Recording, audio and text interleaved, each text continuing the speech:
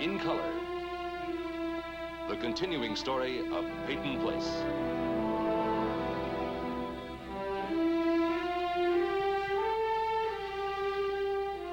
Starring Dorothy Malone as Constance Mackenzie, Ed Nelson as Michael Rossi, Ryan O'Neal as Rodney Harrington, Barbara Parkins as Betty Anderson, Tim O'Connor as Elliot Carson, Christopher Connolly as Norman Harrington, Patricia Morrow as Rita Harrington, James Douglas as Stephen Cord.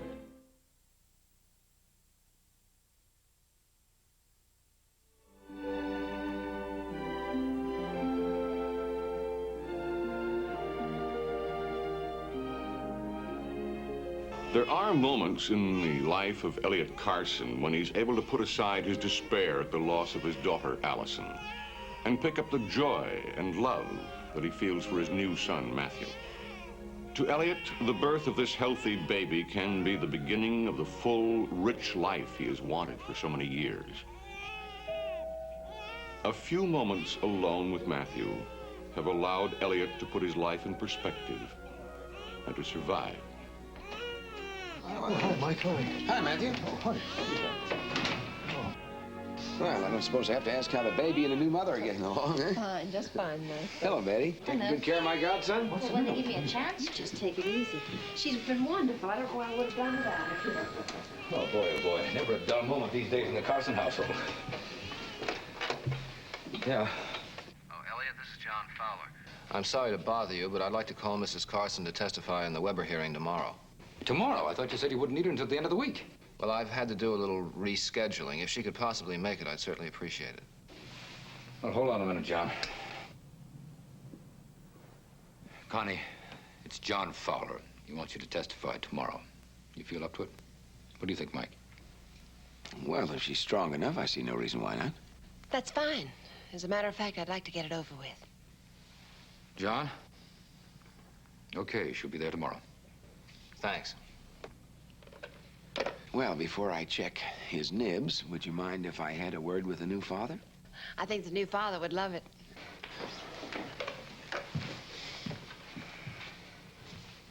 Do you know he's taken 3 ounces already? Oh, that's great. Want me to take him?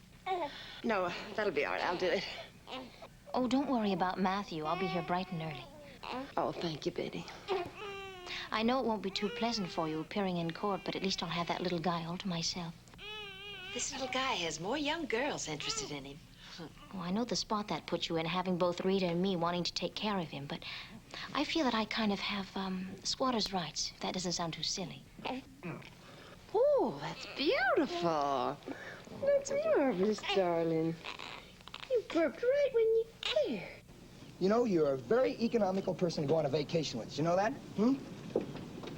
I'm sorry, Norm. Oh, don't be sorry. You saved us a fortune. Like $75 for the charcoal we didn't even use. Not bad at all. $250 for the fishing rods. Not bad on that either. $2 for canned food. Thank you. And $175 for the boat. That's only for 1 hour. We only used it for half an hour. I tried, honest I did. I just didn't know a boat rolled like that. Did anybody ever tell you that you are terrible to be married to? Don't joke, I feel awful.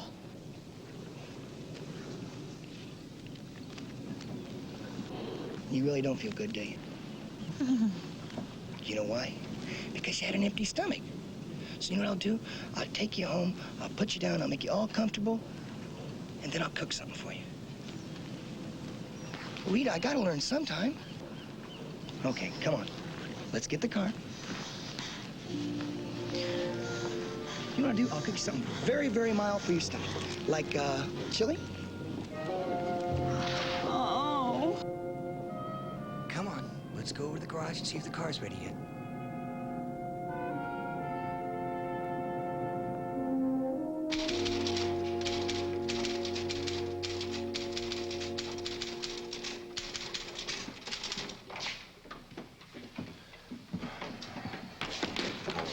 Hi, Mike. You look like you're running on your reserve tank. No, it's just one of those days, I guess. Well, buy you a cup of coffee? I'll take it. Oh, Dr. Rossi, there's a woman waiting to see you. Oh, well, Miss Choate. She's been waiting a long time. All right. Sorry. Hello? Dr. Rossi, Yes, ma'am. I'm here about Rachel.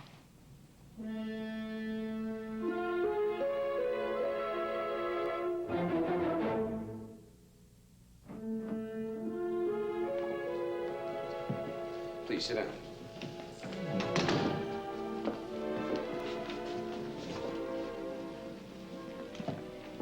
So you've come about Rachel, have you? Yes, I'm Mrs. Burroughs. Hello, Mrs. Burroughs. I'm Dr. Rossi. I know who you are, Doctor. Well, you certainly took your time in getting here. Are you the girl's mother? No, I'm no relation. My husband and I have the next farm over where Rachel's been living. Well, where are her parents? Dead. Well, who took care of her? I mean, no one has shown up here at the hospital at all. She's been living with her mother's sister, Lucy Chandler. Lucy died a little over a week ago. Oh, I see. Well, are there some other relatives? All you need to know, Doctor, is a man will show up. A man named Chandler. Jack Chandler. Don't turn Rachel over to him. He's not a fit guardian for her. Well, he's godless. That's all I came to say. Well, now, wait a minute, Mrs. Burroughs. You can't come in here with a story like that and just dump it in my lap and not give me any explanation. I can't. Mrs. Burroughs, please. You have to. I shouldn't be here, Doctor. Mrs. Burroughs, tell me something about her parents. Well, there were these two sisters, Georgine, that's Rachel's mother, and Lucy. Georgine didn't like farm life. She married a man named Wells, and after Rachel was born, I understand they traveled a lot from place to place, town to town. One day, the house they were living in caught fire. The child was at school. She never saw her parents again. Oh, now, wait, Mrs. Burroughs. If it isn't right for Rachel to go back to her uncle, you're going to have to tell me a lot more so that I can help prevent it. My husband doesn't hold with my being here, Doctor. We're not meddlers. Mrs. Burroughs, please don't feel that you're gossiping. I know you're not. It's simply for Rachel's welfare, isn't it? Now, please, sit down. Please.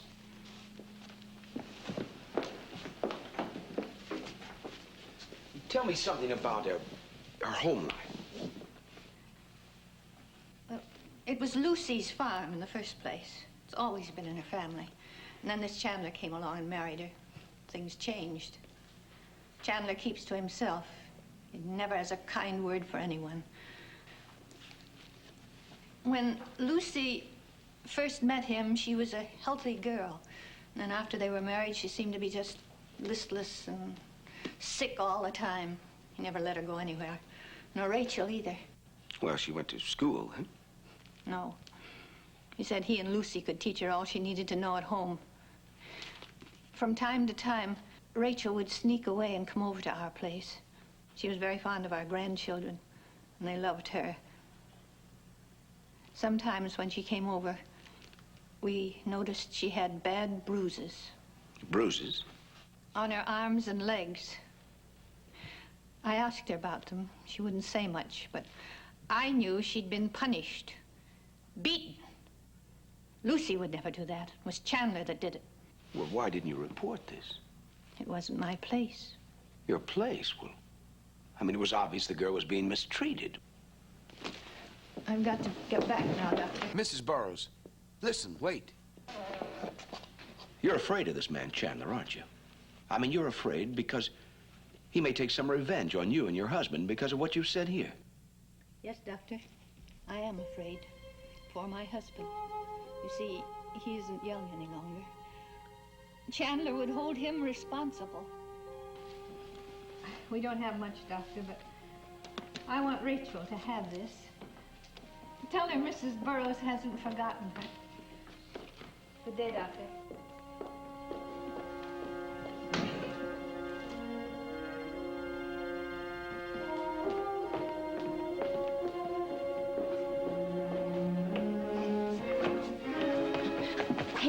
Can you tell me where I can find Rita Harrington? No, but down at the wharf, her...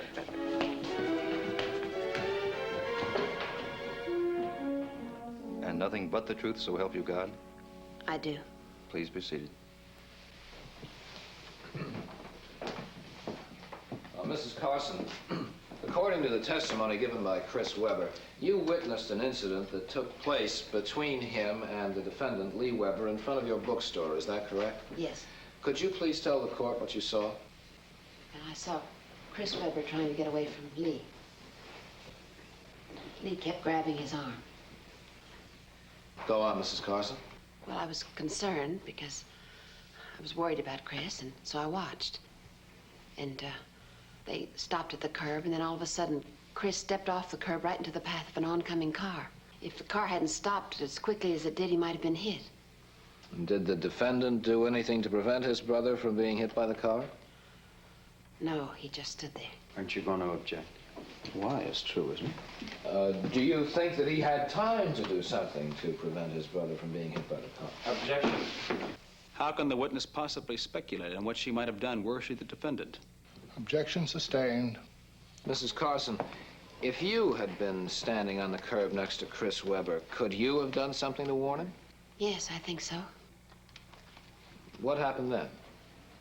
Well, Chris went into Stephen Cord's building, and Lee followed him and stayed outside the building. And what did you do, Mrs. Carson? Well, I was very concerned about Chris, so I told Norman Harrington what happened, and he agreed to try to get Chris away from Lee. And did he? Yes.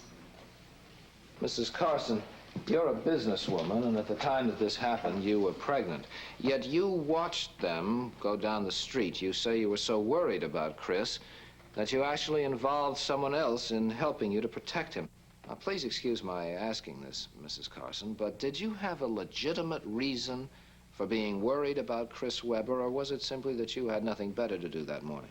Well, about a week before this happened, we had Chris over to dinner, and I saw how frightened he became when he heard that his brother Lee was roaming around the town drunk and violent. Chris was very much afraid of his brother, and I saw that he feared that his brother would also harm Ann Howard.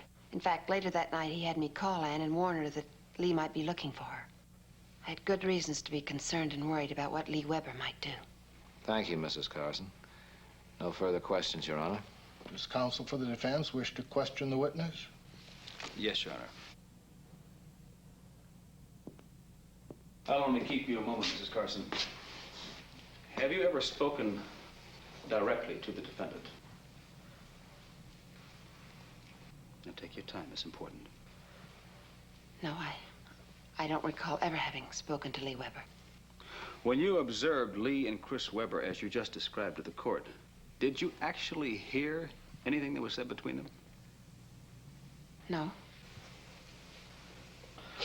Well, then, as far as we know, as far as you know, Mrs. Carson, Lee could have been trying to get Chris to go to the dentist or to go home and make his bed. And as Chris stepped off the curb, Lee could have told him that a car was coming without your hearing it. Isn't that possible, Mrs. Carson? Objection, Your Honor. We already have the sworn testimony of Chris Weber establishing what was said. Objection sustained. The sworn testimony of Chris Weber. When Chris Weber appeared to be frightened because his brother was drunk and violent, did you actually see Lee Weber drunk and violent? No. So your knowledge of Lee Weber at that instance was based upon what Chris Weber told you? Yes, that's right. So in effect, you warned Ann Howard that Lee Weber might harm her because you had no reason to doubt what Chris Weber told you. Is that right? Yes, that's right. Thank you, Mrs. Carson. No further questions, Your Honor. Court is adjourned until 10 o'clock tomorrow morning.